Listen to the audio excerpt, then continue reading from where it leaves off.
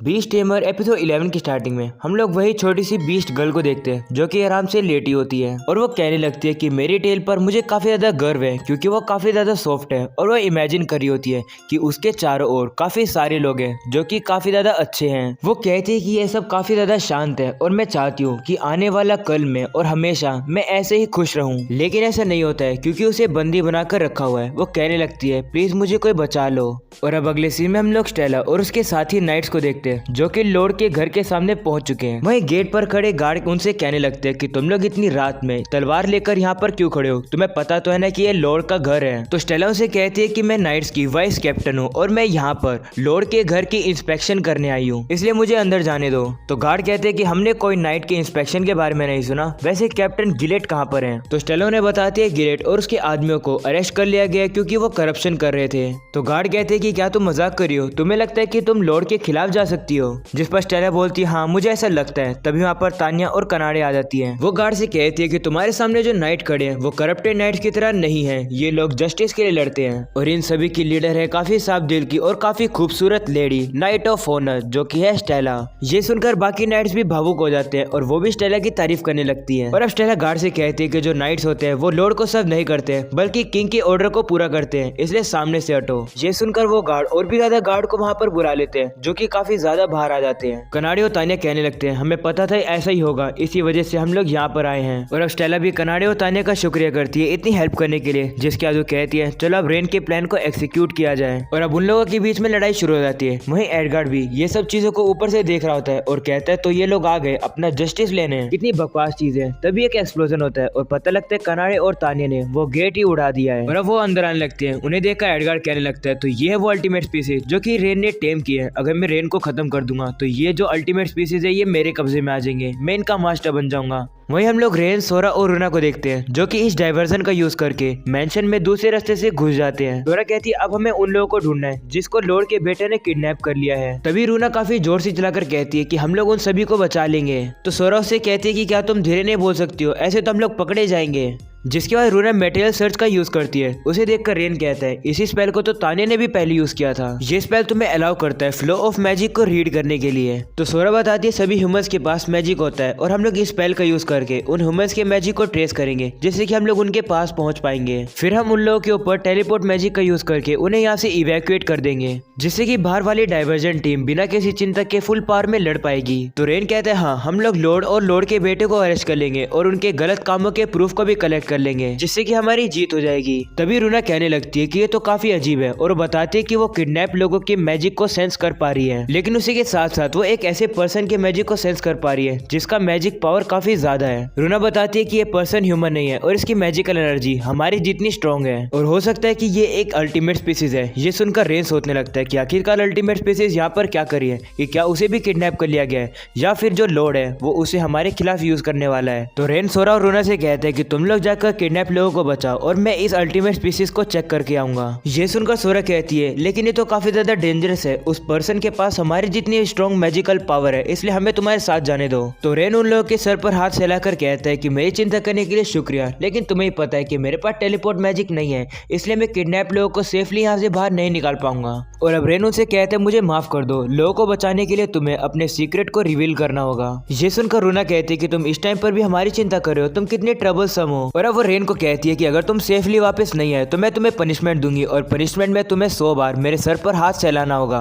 तो रेन कहता है हाँ मैं समझ गया, मैं सेफली वापस आऊंगा। और अब वो लोग वहां से निकल जाते हैं। वहीं पर रेन उन मैजिकल एनर्जी को ट्रेस करता करता एक रूम में पहुंच जाता है जहाँ पर वो देखता है कि यहाँ पर तो जेल बना हुआ है और यहाँ पर वही छोटी बीस्ट गर्ल भी होती है। रेन उसके कान और टेल देखकर समझ जाता है कि ये तो डेमी गॉड अल्टीमेट स्पीसीज है। और अब रेन प्रिजन का ताला तोड़कर अंदर आ जाता है। उसे देखकर वो लड़की काफी ज्यादा घबरा जाती है और अब रेन हीलिंग मैजिक से उसे हील कर देता है और कहते हैं तुम्हें चिंता करने की जरूरत नहीं है, मैं यहाँ पर तुम्हारी हेल्प करने आया हूँ। जिसके बाद रेन उसे अपना नाम बताता है और उससे पूछता है तुम्हारा नाम क्या है। तो वो बताती है मेरा नाम नीना है। जिसके बाद वो रेन को गले लगा लेती है। और अब हमें दिखाया जाता है किस तरीके से एडगार्ड नीना को उसके विलेज से लेकर आया। वो नीना को टच करने की कोशिश करता है लेकिन उसके चारों ओर एक बैरियर होता है जिसकी वजह से वो नीना को टच नहीं कर पाता है। तो एडगार्ड अपने गार्ड को इशारे देता है और वो सभी लोग बच्चों की गर्दन पर तलवार रख देते हैं। एडगार्ड नीना से कहने लगता है अगर तुमने मेरी बात नहीं मानी तो इन बच्चों को मैं मार दूंगा। और अब वो उसे एक स्लेव कॉलर देता है और अब नीना को ना चाहते हुए भी उस कॉलर को डालना पड़ता है, जिसके बाद वो नीना को काफी जोर जोर से मारने लगता है और कहता है कि अल्टीमेट स्पीसीज को मारने का क्या ही अलग मजा है। तुम एक डेमी गॉड हो, तुम्हारे अंदर गॉड की पावर है और अब जबकि तुम मेरे कंट्रोल में हो मैं भी एक गॉड बन गया हूँ। और अब सीन प्रेजेंट में आता है। नीना रेन से कहने लगती है कि तब से मैं अकेली थी, मुझे काफी डर लग रहा था, काफी दर्द में थी मैं, लेकिन मुझे सहन करना पड़ा। ये सुनकर रेन कहता है कि तुम तो काफी स्ट्रॉन्ग और काफी अच्छी लड़की हो। जिसके बाद वो उसके कॉलर को टच करने लगता है, लेकिन नीना दूर हो जाती है और कहती है इसे टच मत करो, इसके ऊपर काफी पावरफुल स्पेल लगी है, तुम इसे नहीं उतार पाओगे। तो रेन कहते हैं चिंता मत करो, तुम मुझ पर भरोसा करो, मैं तुम्हें जरूर बचाऊंगा। तो नीना कहती है ठीक है, मैं तुम पर भरोसा करती हूँ। और अब रेन समझ जाता है कि कॉलर के फंडामेंटल टेमिंग स्किल की तरह, जिसका मतलब अगर रेन अपनी पावर का यूज करेगा तो वो इस कॉलर के कंट्रोल को ओवरराइड कर पाएगा। और अब रेन जैसे उसे ट्राई करता है उसे काफी जोर का झटका लगने लगता है। इसे देखकर नीना कहती है रेन ऐसा मत करो, तुम्हें दर्द हो रहा है, तुमने काफी कर लिया। वो कहती है कि अगर मैं खो भी गई तो मेरे बारे में कोई भी दुखी नहीं होगा। तभी रेन कहते हैं चाहे किसी को फर्क पड़े या ना पड़े, मुझे फर्क पड़ता है, मैं दुखी होऊंगा। और वैसे भी तुम मेरे कॉमरेड से नहीं मिली हो, उन्हें भी तुम्हारे बारे में बुरा लगेगा। और अब रेन अपने दोस्तों की दी हुई ताकत को याद करता है, जिसके बाद अपनी पूरी जान लगा के उस कॉलर को तोड़ देता है। लेकिन रेन काफी ज्यादा थक जाता है। तो नीना उसे कहती है कि अपने आप को इतना पुश मत करो, मैं नहीं चाहती कि तुम और ज्यादा सफर करो। जिसके बाद हम लोग बाहर की बैटल को देखते हैं। तानिया कहने लगती है कि होल्ड बैक करके लड़ना काफी ज्यादा बोरिंग है, काश मैं रेन के साथ इन्फिल्ट्रेशन टीम में जा पाती। जिस पर कनाडे कहती है मुझे नहीं लगता तुम जैसे लड़ाई के शौकीन के लिए ये बेस्ट रोल होता। तभी एक गार्ड दूसरे से कहने लगता है कि बेसमेंट से उस लड़की को लेकर आओ, हम लोग उसे होस्टेज बनाकर यूज करेंगे। तभी अचानक से वहाँ पर ब्लास्ट हो जाता है और पता लगता है कि सोरा और रूना ने मल्टी फायर शॉट का इस्तेमाल किया था। और अब सोरा बताते हैं कि हमने सभी किडनैप लोगों को सेफ जगह पर पहुंचा दिया है, अब तुम्हें होल्ड बैक करने की जरूरत नहीं है। ये सुनकर तानिया कहती है मैं तो यही सुनना चाह रही थी। वहीं कनाडे भी कहती है चलो लड़ा जाए। और अब वो दोनों मिलकर सभी गार्ड्स को काफी इजीली से हरा देती है।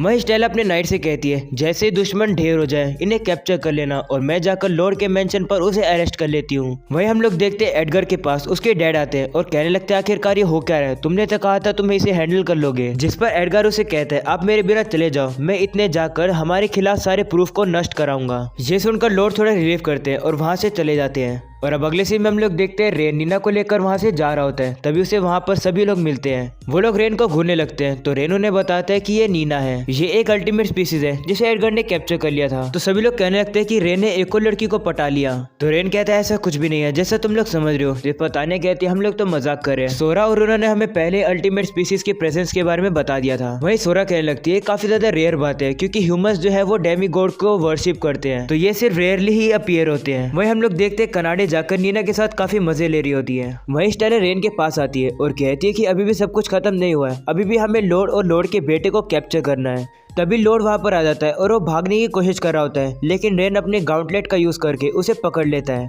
तभी एडगार्ड वहां पर आता है और रेन को चिल्लाकर कहता है तुम्हें मरना होगा। जिसके बाद वो अपनी रिंग का इस्तेमाल करता है और उसमें से एक काफी बड़ा रीपर निकलता है और अब वो रीपर रेन के ऊपर हमला कर देता है। कनाडे रेन को बचाने के लिए आगे आती है लेकिन वो पहुंच नहीं पाती है और अब वो रीपर रेन के ऊपर हमला कर देता है। वही हमें आरियस को दिखाया जाता है जो कि इवल तरीके से कहने लगता है तो उसने उस रिंग का यूज कर लिया और अब रेन मर जाएगा, अब मैं फाइनली रात को चैन से सो पाऊंगा। ऐसा बोलकर आरियस वहां से चला जाता है।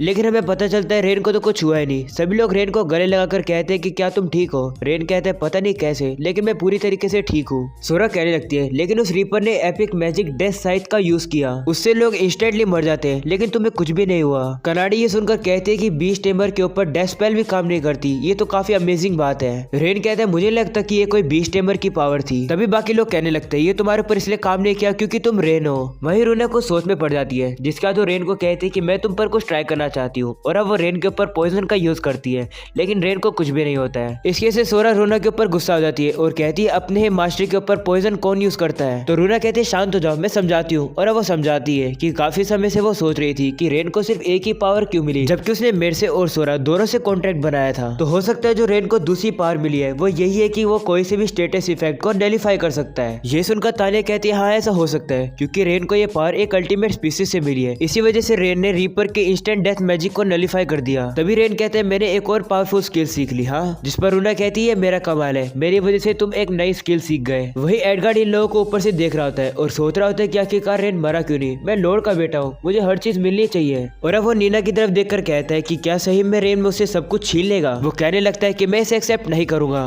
तभी अचानक से उस रिंग के अंदर से ईविल आवाज आने लगती है। वो कहने लगते हैं तुम्हारी सोल काफी ज्यादा करप्टेड है, जिसके बाद उस रिंग में से काफी अजीब चीज निकलने लगती है और वो अब एडगार्ड को पूरी तरीके से घेर लेती है। रेन उसे देखकर कहता है ये तो काफी बुरा है, मैं इसे वर्ल्ड में नहीं आने दे सकता हूँ। तो रेन उस चीज के ऊपर काफी बड़े फायरबॉल को फेंकता है, लेकिन उसे कुछ भी नहीं होता है। और अब उस चीज में से एक डिमन निकलने लगता है। वो कहता है कि क्या तुम ही हो जिसने मुझे दोबारा जगाया, तुम्हें मैं अपना थैंक्स देना चाहता हूँ। वही रेन काफी ज्यादा घबराया होता है। वो कहता है मुझे पता था।